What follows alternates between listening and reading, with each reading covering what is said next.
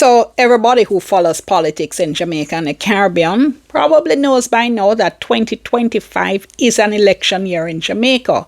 So we have on the one hand the Jamaica Labour Party led by Andrew Holness trying to win a third term in office, while political neophyte Mark Golding is going to be hoping he can lead his team to victory for the very first time. But I think both parties have problems they have to deal with as we head into a full-on election campaign. Thank you so much for joining me. I'm Dionne Jackson-Miller. Stay tuned.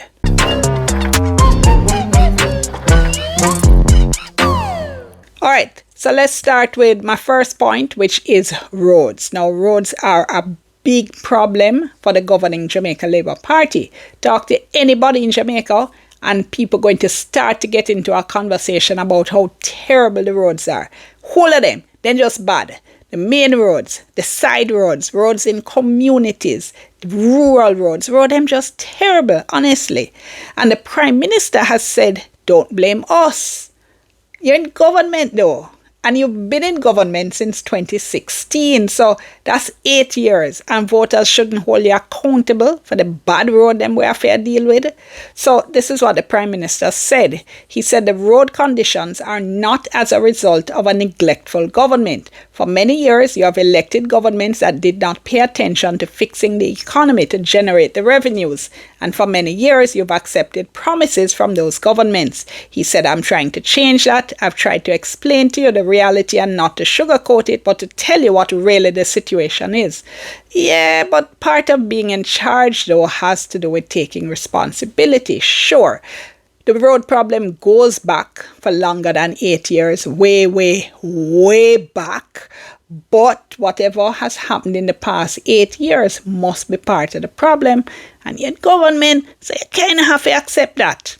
Anyway, as you probably know, the government has announced some really big road projects now. So there's a $3 billion program, the REACH Road Patching Program. That's now been increased to $5 billion. And then the big one now, that's a $45 billion Spark Road Rehabilitation Program. So billions to be spent on roads in the months leading up to an election due by September 2025. So will voters see this as an election ploy, or will they just be happy so the road them are fixed? So roadworks as well have been really disruptive, and unless that changes in a big way, we could be in for months of inconvenience. Now, after some very disruptive roadworks that took place in the corporate area a few years ago, a 2020 poll saw 53% of the people who were polled saying the months of disruption were worth the inconvenience. So will voters punish the government for the state that the roads are in now, or reward them for the billions that they're going to be spending on repairs in the months before an election? Guess we'll see. Point number 4. PNP has momentum. Yes, the opposition PNP has been showing steady improvement in the polls. Now look at where they're coming from. Now in August 2020, that's before the last election, the RGR Gleaner Don Anderson poll reported that 37% of respondents said they would vote JLP, 25% said they would vote PNP. So that was a 12-point lead for the JLP in the month before the election. And sure enough, in September 2020, the general election, the JLP blew the PNP out of the water. The PNP lost seats which they had regarded as safe seats, for instance, Central Kingston, the whole of Westmoreland. Lisa Hanna in Southeast Centre nearly lost a safe seat as well. The PNP ended up with a paltry 14 MPs in Parliament, with the JLP winning a whopping 47 seats. That made for a very lopsided Parliament over the last 4 or so years. But the PNP has been gaining ground for more than a year now. In October 2024, 39.3% of people who were polled said they would be more inclined to vote PNP. 30.2% said they would likely vote for the JLP. That's about a 9-point lead. Then, of course, we had the local government elections, February 2024. Both the PNP and JLP claimed they won. To this day, people still stop me on the street and say, Dionne, who won the election? And let's go, though, with the Electoral Commission. The Electoral Commission, said the JLP won. They said with all the ballots counted, the result is that the JLP won the election for control of the local authorities with 7. The PNP won 6 inclusive of the Portmore municipality.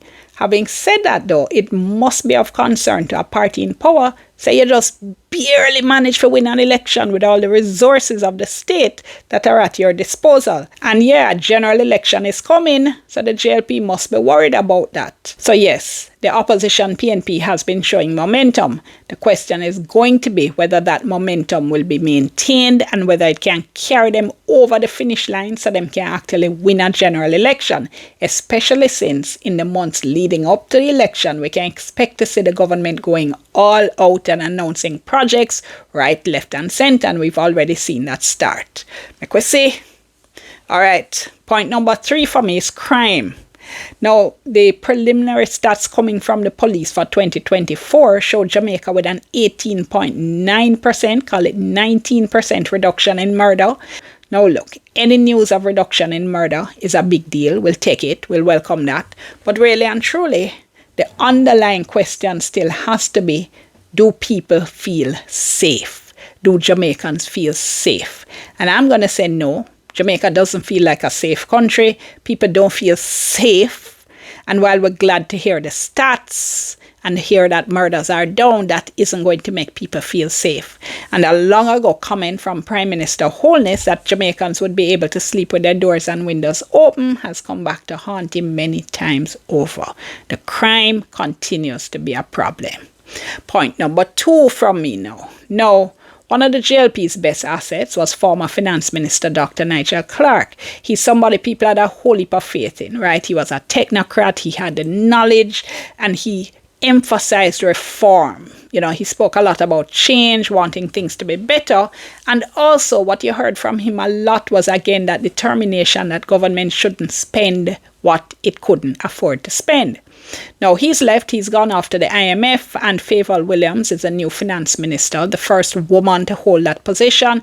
Too early to judge her, way too early. We'll see what happens there. The thing is, the government has made some really impressive gains when you look at the numbers. The number of them look good, not lie, right? So for example, in the first quarter of 2024, Jamaica's unemployment rate fell to a historical low, right? Has never been this low, 4.2%. And also Jamaica's debt to GDP ratio is lower than it's been for years. The debt has been falling. The truth is though, that although those numbers look good, we still have the same ongoing problem in Jamaica of low growth and low paying jobs, right? Young people still complain about the jobs they can get. They complain about whether they'll ever be able to afford a house. And a lot of young people just don't see a viable future for themselves in Jamaica. Now, the government knows this is a problem, and this is why the Prime Minister recently announced what he called a new program, the Aspire program, for what he called inclusive growth.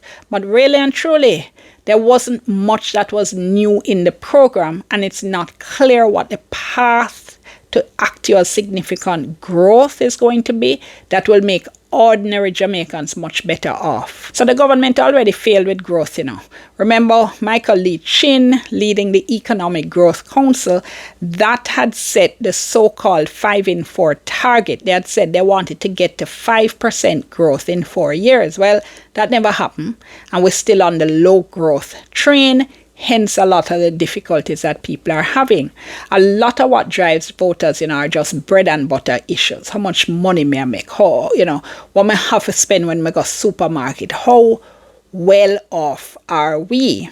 And the gains in the economy, those nice looking numbers, will have to create meaningful change in people's lives for them to feel these economic improvements that we keep hearing about. Nobody's doubting that the economic situation overall is improving.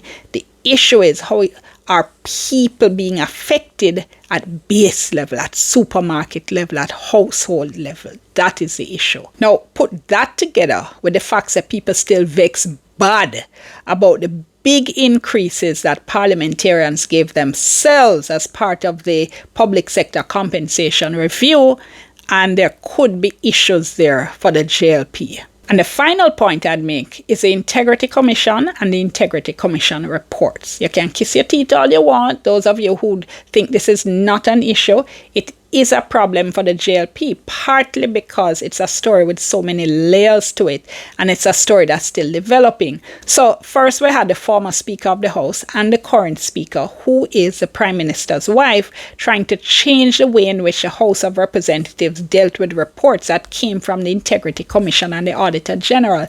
And the way in which they were trying to do that raised questions of transparency. The questions were being asked, hold on, are they trying to hide these reports from us? Are they trying to hold on to these reports instead of having them released immediately to the public? Okay, so we got past that, and we're still in the same situation in terms of how reports are released, so nothing changed there. But that went on for months, right? Then we had how the Speaker, Juliet Holness, treated the clerk to the Houses of Parliament, Valerie Curtis. This is an, older public servant, literally a week or two away from retirement, suddenly caught up in this big controversy with the Speaker accusing her of gross dereliction of duty and of bringing Parliament into disrepute in relation to the handling of reports that were coming from the Auditor General, and that whole situation never went down well with people at all. Then, of course, we had the situation with the delay in certifying the Prime Minister's statutory declarations. When the Integrity Commission finally published a report, a very controversial report, still refusing to certify Dr. Holness's declarations, the Prime Minister took them to court. Now, I should say a lot of people disagreed with the way in which the Integrity Commission had handled this issue, and especially publishing an inconclusive report that essentially left the Prime Minister in Never Never Land. It certainly wasn't ideal, but as part of that case, the Prime Minister is asking the court to strike down the Integrity Commission Act. Now look, this is just not a good look. I am not commenting on the legal merits of the case, of this or anything else the Prime Minister is asking for. I'm not commenting on that at this point. I am saying categorically, though, there is no way it looks good for the head of government, the Prime Minister, to be asking the court to strike down an act that was passed by his administration after the body that was set up under that law started looking into his affairs. It just not look good, just not look good. Some things not look good, that not look good. And this war that some members of the administration have decided to start with the Integrity Commission doesn't help. So let's see how the JLP handles these, as well as some of the other issues it's going to have to deal with in the months leading up to the election, and we'll see how the voters respond. All right? Thank you so much for watching. I'm Dionne. I'll see you next time.